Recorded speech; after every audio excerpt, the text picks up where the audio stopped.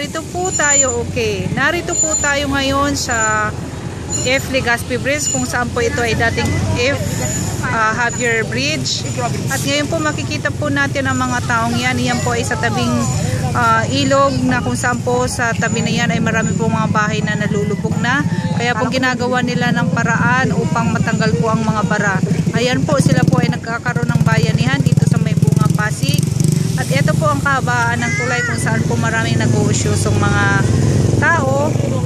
Ayan po sila. Mga usyosero po yung mga yan. Ayan po.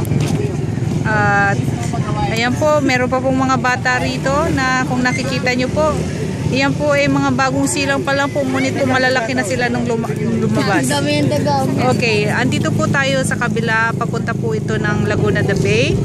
Kung saan po marami ding mga tao na nakikiusyoso, at sa kabila po na yan ay marami din pong mga bahay na nalulubog. Ang likod-likod naman ito. Okay, tatawid po tayo. May unggoy po. Ayan po, nakita nyo po yan. Ayan po, kung nakikita nyo po yung mga kumakaway po na yan, isa pong mga ano yan dito, isa pong mandurok po yan. Yan po yung mga dating galing sa bilangguan.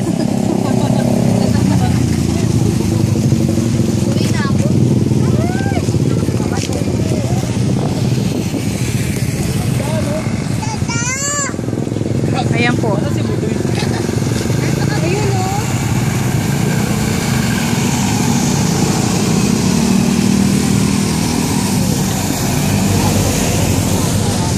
Yan po ang kahabaan ng F. Legazpi Bridge, kung saan po marami pong nakabarang water lily sa mga oras na to. At maaari pong tumaas pa ang tubig, kaya po ginagawa ng paraan ng mga taga rito na dumaloy ng maayos ang tubig. At narito po ang nagpapatrol ng inyong bayan. Ako lamang po. Amanda Coronel.